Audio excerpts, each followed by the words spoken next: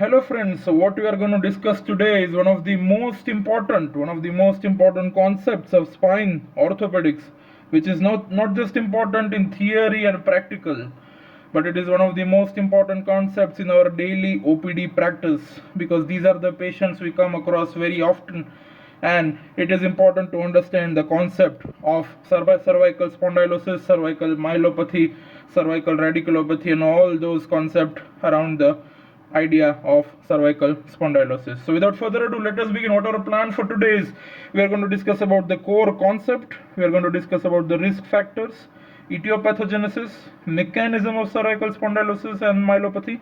We are going to understand the basic difference between cervical radiculopathy and cervical myelopathy.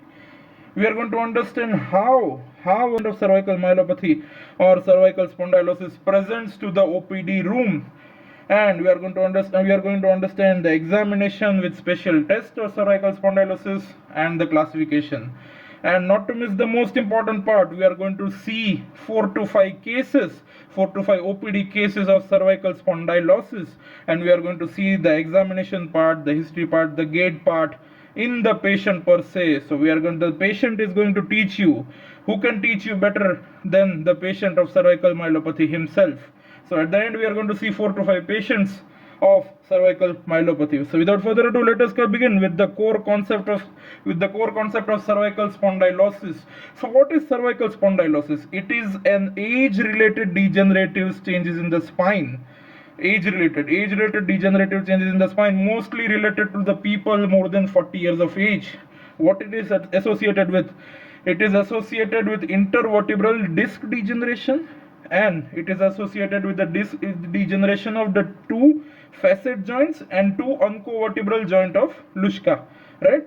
So the manifestations, there are 3 manifestations. We need to understand this concept very clearly. There are 3 manifestations of cervical spondylosis. The first is axial neck pain, right? So the pain which is radiating along the spinal column, that is mostly at the neck. Now the second idea is cervical radiculopathy, and the third idea is cervical myelopathy. So cervical radiculopathy develops due to the compression of the nerve roots. It develops because of the compression of nerve roots, while cervical myelopathy, it develops due to compression of long tracts. So what is cervical radiculopathy? It is the pain radiating to arm with sensory and motor changes, for example in the upper limb, right? While cervical myelopathy are the long tract signs due to the degenerative changes in the cervical spinal column. We are going to discuss in detail all the signs and the changes. Now the risk factors of cervical spondylosis, as we know, it is an age-related degenerative change. Does mean that more than 40 years of age is the risk factor for cervical spondylosis. Male more than females affected, right? Now C5 to C6 junction and more than C6 C7 junction. These are the 2 junctions which are most affected with cervical spondylosis. The reason being, these are the joints where there is maximum flexion and extension, maximum range of motion at these 2 joints. Now the risk factors are smoking, lifting heavy weights, professional athletes, excessive driving, and rheumatoid arthritis is one of the associations, because in RA patients the C1 C2 interval is weak. So these are the common risk factors associated with cervical spondylosis. But the most important factor is more than 40 years of age, right? Now we are going to understand the pathophysiology, how basically the idea of cervical spondylosis develops, So with age related, what happens is there is age related degeneration of disc, following which what happens is there is loss of disc height, there is increased keratin sulfate and decreased chondroitin sulfate. So because of the age related changes, there is degeneration and loss of disc height. So what happens is, because of these changes, there is bulging of the disc annulus. And additionally there is infolding of the ligamentum flavum and the facet joint capsule. So let me make it very clear with the basic anatomy. This is the vertebra. Okay, so what is this? This is the vertebral body. Here lies the intervertebral disc. This is the pedicle. This is the transverse process. This is lamina. This is lamina, and this is the spinous process. So what is ligamentum flavum? Ligamentum flavum is the part which connects the two lamina over the anterior aspect. This is anterior, this is posterior. This is what you palpate. This is anterior. This is the intervertebral disc which are present between the two vertebrae. And here lies the spinal cord or the spinal canal. And between these are the two laminas, as I said. So what is ligamentum flavum? Ligamentum flavum connects the two lamina anterior aspect, and here lies the disc, and here lies the spinal canal. So whenever what happens is, whenever there is disc bulge, whenever there is bulging of the disc, what happens is it protrudes like this. So what does it compress? It compresses the spinal canal. And what lies over here? Here lies the ligamentum flavum. So whenever there is infolding of the ligamentum flavum, what happens? It is compresses the spinal canal. Right? In this section you can see this is the ligamentum flavum connecting anterior aspect of the two lamina. Here lies the disc. This is the vertebral body. Here like the intervertebral disc. These are the two lamina which are connected by ligamentum flavum.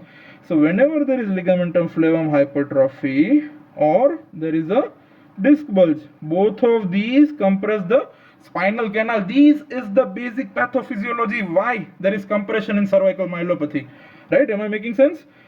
In this is a very nice picture I saw. Right? So this is the spinal canal.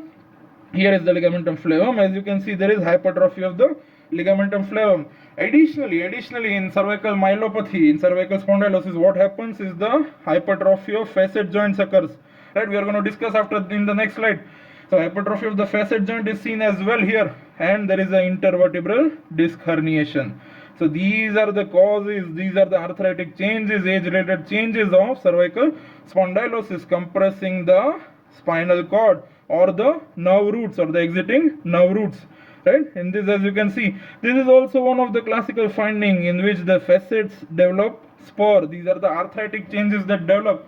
We are going to discuss in the next slide. So there is facetal spurs, disc degeneration, ligamentum flavum hypertrophy, all of these leading to the idea of cervical spondylosis, right? So ligamentum flavum hypertrophy and facet joint arthropathy, all of these causes the decreasing diameter of the cervical canal, which compresses both the things, nerve roots and long tracts. Compression of the nerve roots causing radiculopathy, and compression of the long tracts causing myelopathy. Am I making sense? So to cut short, what are the degenerative changes? There is disc degeneration, that is loss of height, disc bulging, disc herniation, disc desiccation, all those things. Now there is joint degeneration. Why? We are going to discuss this first. So whenever there is loss of disc height, intervertebral disc height, there is transfer of load to the facet and uncovertebral joint, which leads to the idea of kyphosis deformity. So due to this transfer of load with age-related degenerative changes, there is facet joint arthrosis and unsigned process spurring. As you can see, as I showed it to you in the previous figure, these are the arthritic changes that develop, right? So what happens is, in joint there is facet joint arthrosis and unsigned process spurring. These are the joint degeneration changes. In ligamentous changes, as I already described, there is ligamentum flavum thickening, there is infolding, there is hypertrophy of ligamentum flavum. So all these are the arthritic or the degenerative changes which happens into the patient more than 40 years of age present into your OPD, right? So one of the very interesting concepts is the Kirkcaldy-Willis theory of disc degeneration. So there are 3 stages of disc degeneration or the cervical myelopathy or spondylosis. So first of all, what happens is there is simple disc herniation. Which progresses to abnormal spine mobility, which is also known as the stage of destabilization. Now, if it further progresses, if it goes into advanced stage of degeneration, the spine becomes stable due to the osteophytes formation, age-related. But there is central or lateral recess stenosis. So these are the 3 stages. First is simple disc herniation. Second is destabilization, because there is abnormal spine motion. And the third stage is the adaptive phase, that which is restabilization. So what do you go about? In the first stage of disc degeneration, what do? This is the stage of dysfunction. What do you do in operative management? You go for a discectomy, which would be enough. Now, if it progresses to abnormal motion in the intervertebral between the two vertebrae, or there is spondylolisthesis, what happens is it leads to the stage of destabilization. Okay, so what do you do in this stage? You go for a laminectomy with fusion. And now in the third stage of restabilization, when the spinal column has become stable due to osteophytes formation, what do you go for? What is the pathology? There is canal stenosis or lateral recess stenosis. In this stage, you have to go for laminectomy, definitely plus or minus fusion. So these are the three stages proposed in the theory, Kirkcaldy-Willis theory of disc degeneration. Am I making sense? Proceeding further, as I described, radiculopathy is compression of nerve roots and myelopathy is compression of long tracts. So whenever there is radiculopathy, the pain radiates to the arm with sensory and motor changes. While in myelopathy, what happens is there is long tract signs due to degenerative changes in the cervical spinal column, right? So radiculopathy, disc herniation, let's suppose posterolateral disc herniation affecting the exiting nerve roots, foraminal disc herniation affecting the exiting nerve roots. Now, additionally, there might be a foraminal spondylotic changes which are formed secondary to the spurs at the facet or uncovertebral joint, as I described before. So there might be foraminal spondylotic changes due to these arthritic changes, right? There might be intra or extra spinal tumor, synovial meningeal cyst, which might be compressing the nerve roots, leading to the idea of radiculopathy. Now, what is myelopathy? Myelopathy is the compression of long tracts, leading to the specific signs. Now, what are the causes? Congenital or acquired stenosis.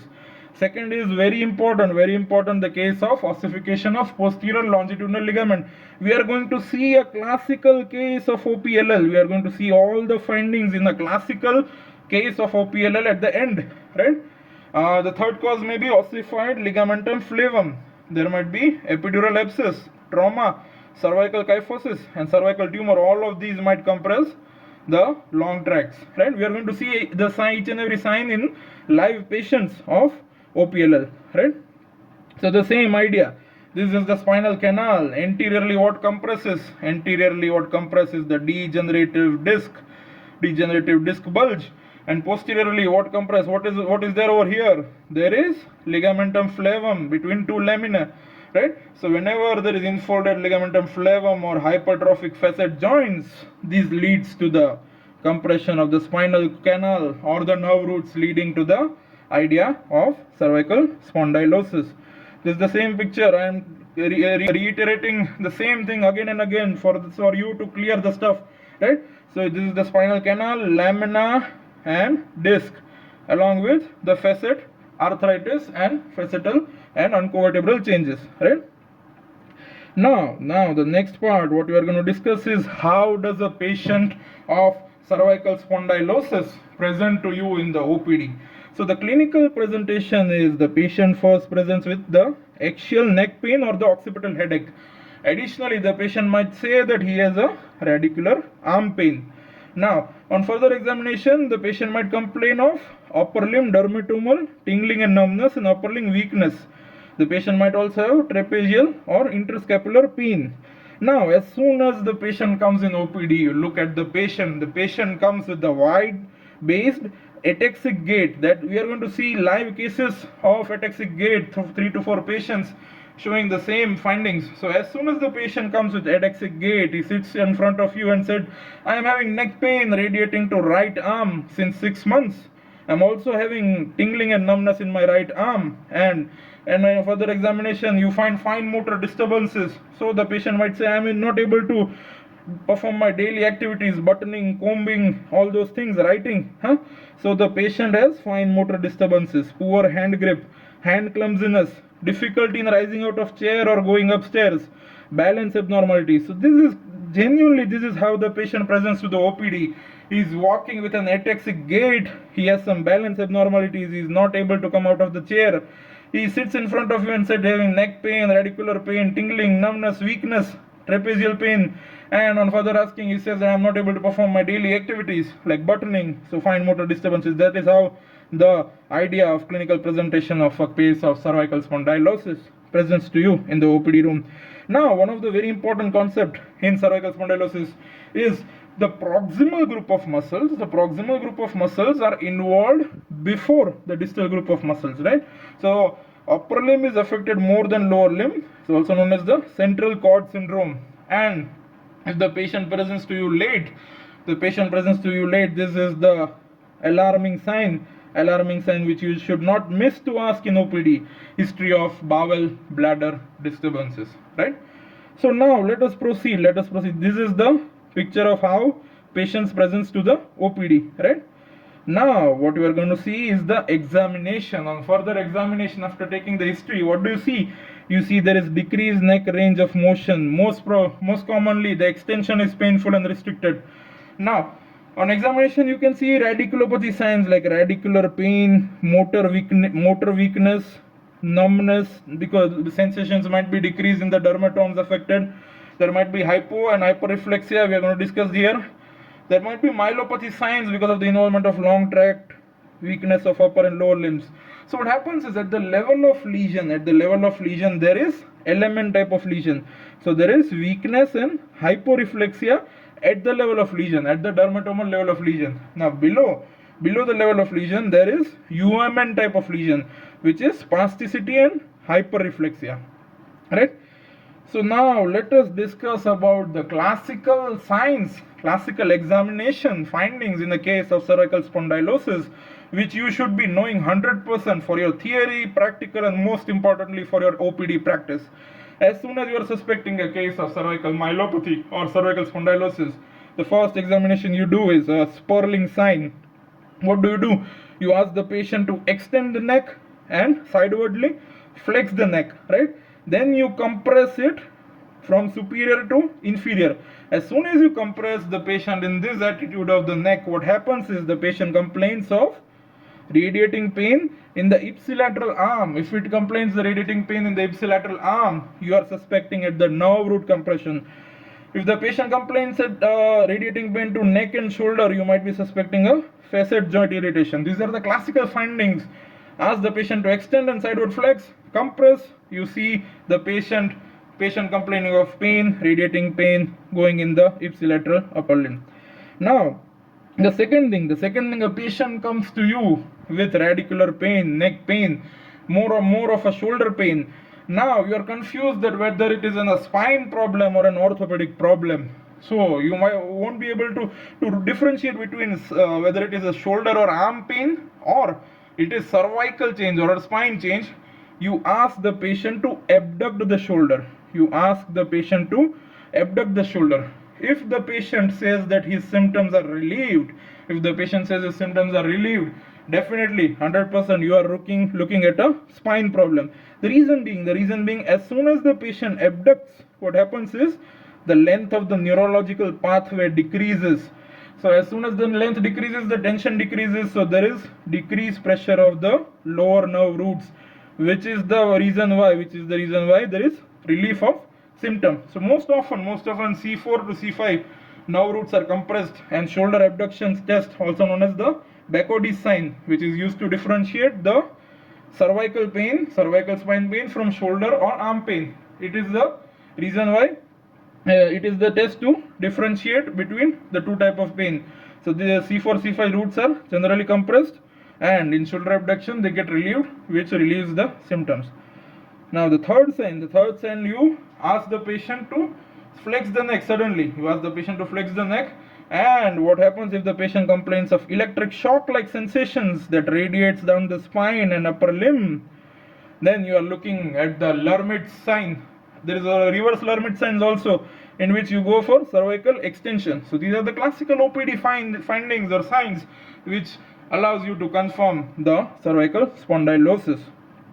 Now this is one of the very important signs I'm going to show you in patients' videos at the end the idea of Hoffman signs. So what do? You stabilize the distal DIP joint of the middle finger. You stabilize the DIP joint of the middle finger and you tap the distal phalanx.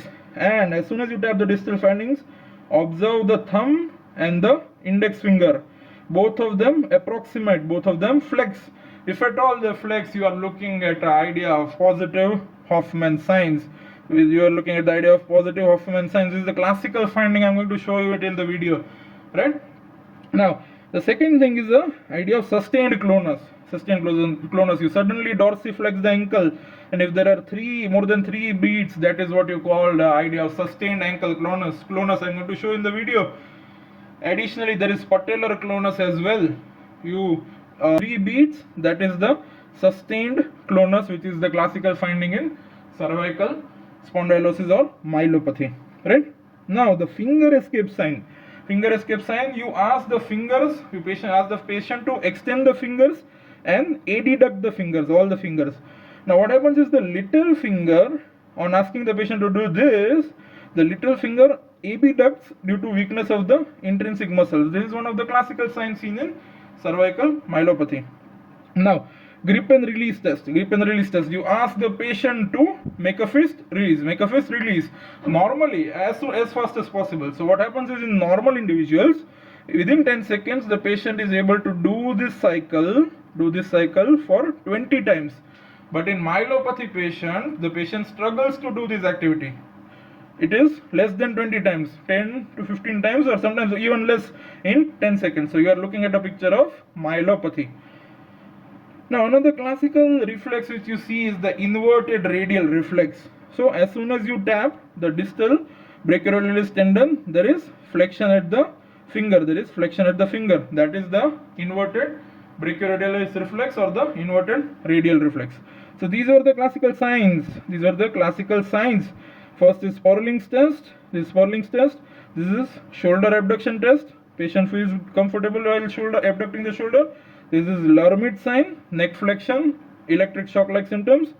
This is the Hoffman signs. Stabilize the DIP of middle finger and tap the distal phalanx. You see the flexion at the thumb. Sustained clonus, ankle clonus and patellar clonus. Then finger escape sign, the little finger escapes. From adduction.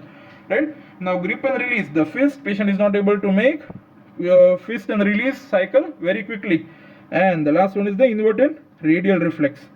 Now the next sign you see, you must be knowing, is the Romberg test. You ask the patient to stand with eyes closed. So if there is a loss of balance, you are suspecting a posterior column involvement in idea of cervical myelopathy. Right? Next is the Babinski sign.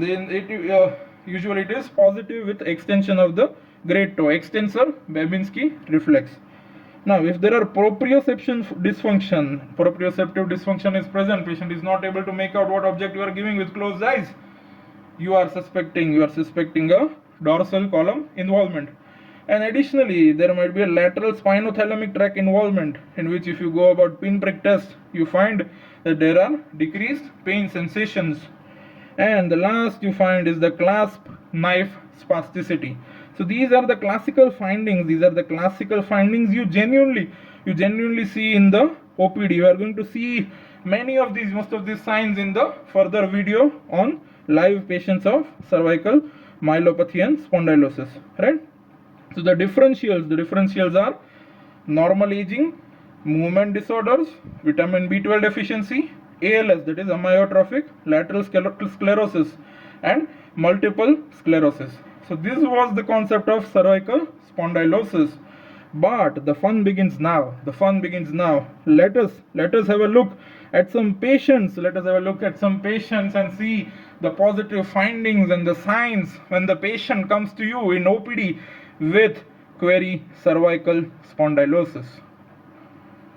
Fasten your seatbelt. What we are going to see is, let us have a look at few patients of cervical myelopathy. Because who can teach cervical myelopathy better than the patient of cervical myelopathy themselves? Thank you. So let us go. So guys and girls, let us go to the spine OPD to have a look at some cervical myelopathy patients. Hello friends. is a case of 69 years old gentleman, case of C3 to C6 OPLL, that is ossification of posterior longitudinal ligament with cervical myelopathy. So OPLL is one of the rare but important causes of degenerative cervical myelopathy. So the patient presented to our hospital with complete loss of power, and the patient was bedridden since 3 weeks.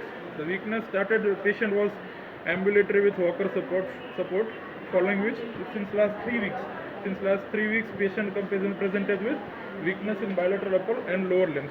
As of now, right now, just in EHL, in EDL, in EHL and EDL on bilateral lower limbs is 1/5, rest power in bilateral lower limbs is 0/5, bilateral upper limbs the power is 0/5, sensations are absent below T2.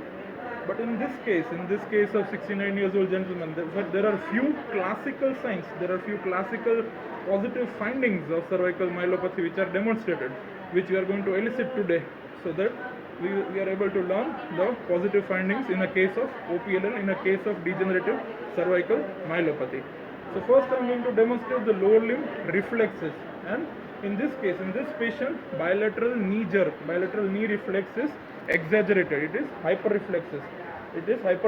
So I am going to demonstrate the knee reflex. I am going to demonstrate the patellar tendon reflex.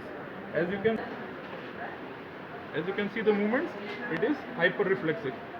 Similarly, on the left side, we are going to demonstrate the patellar tendon reflex. As you can observe, it is hyperreflexive patellar tendon reflex. Right? Started? Yes. Okay. Now what we are going to demonstrate is one of the very classical finding in this case is the ankle clonus. In this patient, bilateral ankle clonus. Just observe it.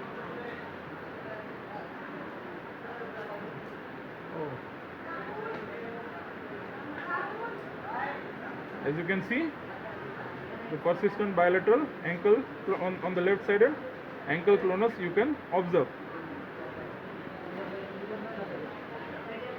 Right?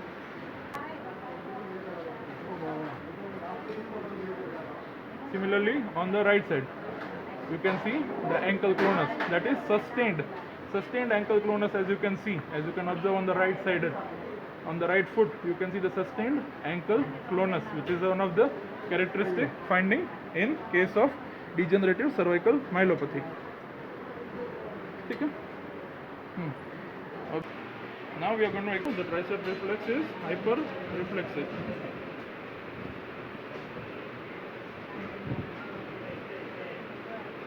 And now we are going to elicit the brachioradialis reflex. You can elicit the brachioradialis reflex is hyperreflexive. Biceps, brachioradialis, and triceps.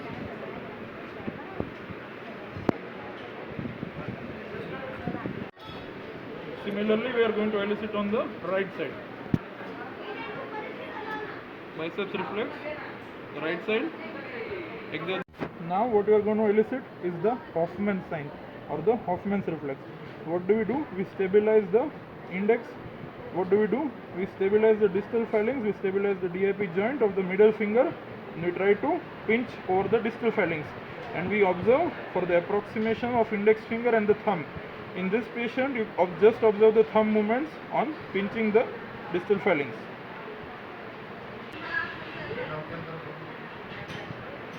You can observe the movement of the thumb, that is Hoffman signs, positive on the right side. Similarly, we will elicit the same Hoffman sign on the left side. Just observe the movements of thumb.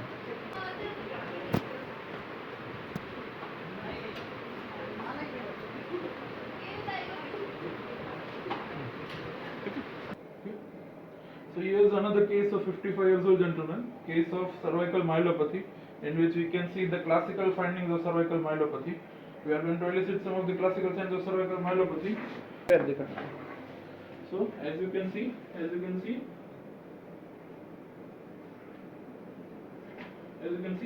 the knee reflex, the patellar tendon reflex is brisk on the left. As you are able to see, the ankle clonus on the left side, which is sustained. The ankle clonus on the left side, which is sustained, which is the classical finding of cervical myelopathy. additional reflex, one additional positive finding which we see in this case is the positive scapulohumeral reflex. As soon as we tap over the spine of scapula, what happens is we can feel the contraction and the extension due to deltoid.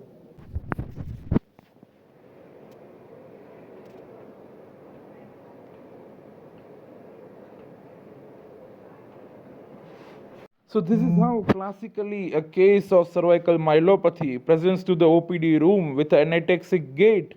The patient was posted by my teacher Dr. Sangram Rajale sir with the spine department team. And postoperatively, you see the happy, excited man.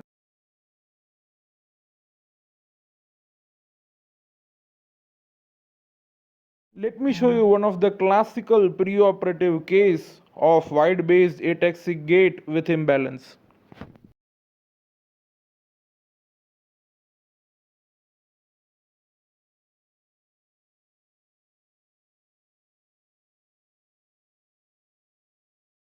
And here comes the last OPD patient of the tutorial who has come to teach you the concept of cervical myelopathy. The patient was posted for decompression just like the previous case. I reckon the importance of perfect decompression at perfect time cannot be explained any better than this. So this was Dr. Mihir Tejura signing off with cervical spondylosis simplified inside out for you. Thank you so much guys.